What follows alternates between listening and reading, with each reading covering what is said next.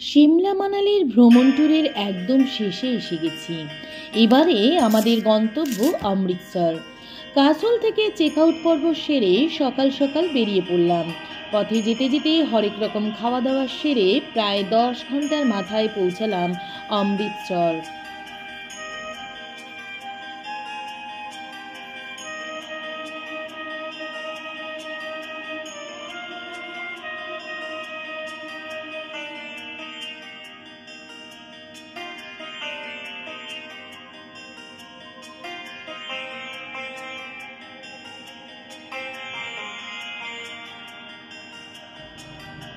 সেখানে হোটেলে check in পর্ব সেরে বেরিয়ে পড়লাম রাতের খাওয়া দাওয়া সারতে। তারপর প্রায় 10টা নাগাদ ঢুকলাম স্বর্ণ মন্দিরে। এই মন্দিরটি 24 ঘন্টাই খোলা থাকে এবং অবাক করার বিষয়, কখনোই আপনি ফাঁকা পাবেন না। লাইন দিয়ে প্রায় ঘন্টা তিনেক দাঁড়ালে তবে ভিতরের গর্ভগৃহে প্রবেশ করতে পারবেন।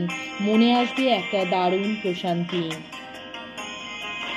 এখন এখানে আমরা অমৃতসরের রাস্তা দেখাচ্ছি। আমরা এখনো অমৃতসরে পৌঁছাইনি। এটা হচ্ছে অমৃতসরের প্রবেশদ্বার। যেহেতু আমরা গুরু নানক বাড্ডের আগে আগে গেছি, তাই চারিদিকে আলোর ঝলমল লক্ষ্য করা যাচ্ছে। আজকের ভিডিওতে থাকবে অমৃতসরের স্বর্ণ মন্দিরের বিষয়ের খুঁটিনাটি। আমাদের হোটেলটি থেকে স্বর্ণ মন্দিরের দূরত্ব মোটামুটি 1.5 থেকে 2 কিলোমিটারের মতো। টোটো করে বা অটো করে পার হেড 20 টাকার বিনিময়ে পৌঁছে যেতে পারেন মন্দিরের কাছাকাছি। তারপর কিছুটা রাস্তা আপনাকে কিন্তু হেঁটেই ঢুকতে হবে। এটা হচ্ছে টাউন হল। এখানে সন্ধ্যাবেলা আলোয় ঝলমল করে বাচ্চাদের জন্য বিভিন্ন ধরনের রাইডস রয়েছে। তাছাড়া দোলনা, খাওয়া দাওয়া অনেক কিছুই কিন্তু এখানটায় পাওয়া যায়। এরপরে তার ঠিক অপোজিটের রাস্তাটা ধরে গুটি গুটি পায়ে এগিয়ে গেলেই পড়বে জালিয়ানওয়ালাবাগ এবং তার পাশেই রয়েছে আমাদের সেই বিখ্যাত স্বর্ণ মন্দিরটি। আপনারা যদি কোনো দিনের শুরুতেই ভ্রমণ শুরু করেন, তাহলে প্রথমেই স্বর্ণ মন্দির এবং জালিয়ানওয়ালাবাগটা দেখে নিয়ে বিকেলের দিকে ওয়াঘা বর্ডার অর্থাৎ আটারি বর্ডারের প্যারেড শো দেখতে পারেন। আমরা যেহেতু রাতে পৌঁছেছিলাম, তাই রাতের সৌন্দর্য দেখতে আর লোভ সামলাতে পারলাম না। আমরা খাওয়া দাওয়া করেই বেরিয়ে পড়লাম স্বর্ণ মন্দিরের উদ্দেশ্যে। আজকে এটি দেখে নেব, কাল সকালে আবার দেখব এবং জালিয়ানওয়ালাবাগের ভিডিও আর ওয়াঘা বর্ডারের ভিডিওটি আমার চ্যানেলেই আপনারা দেখতে পারবেন। যেহেতু ভিডিওটি বড় হয়ে যাবে, তাই আমি আর একসঙ্গে অ্যাড করলাম না। এই মন্দিরে প্রবেশ করতে গেলে অবশ্যই মাথা ঢেকে প্রবেশ করতে হবে। ভিতরে ফটো তুলতে পারবেন। মন্দিরের প্রবেশদ্বার থেকে বাম দিকে মিনিট 2 হেঁটে জুতো রাখার ঘরে পৌঁছে টোকেনের বিনিময়ে জুতো ও ব্যাগ রাখতে পারবেন। ওখানেই আছে স্নানঘর, চাইলে এই সরোবরে স্নানও সেরে নিতে পারেন। শিখ ধর্মাবলম্বী মানুষদের কাছে এটি অত্যন্ত পবিত্র স্থান। 1577 সালে চতুর্থ শিখ গুরু রামদাস এই মন্দিরটির ভিতরের সেতু নির্মাণ কার্য শুরু করেন এবং জলাশয়টি তখন শুকনো ছিল, পরে জল ভরে দেওয়া হয়। এরপর 1581 সালে পঞ্চম শিখ গুরু অর্জুন এই মন্দিরের প্রথম সংস্করণ করেন।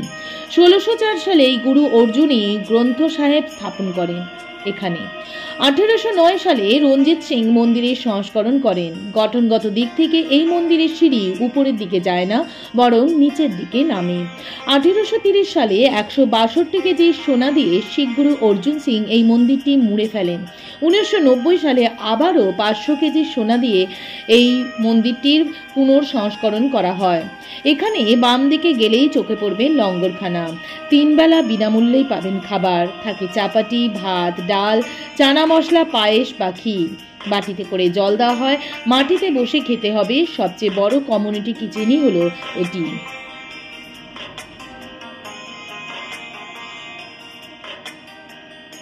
আশা করি ভিডিওটি আপনাদের ভালো লাগবে। যদি ভালো লাগে অবশ্যই লাইক, শেয়ার ও কমেন্ট করবেন। নতুন যে বন্ধুরা আমার চ্যানেলটিকে দেখছেন, তাদের কাছে বিশেষভাবে অনুরোধ রইল চ্যানেলটিকে সাবস্ক্রাইব করে নেওয়ার। আজকের মতো এখানেই বিদায় নিচ্ছি। টাটা।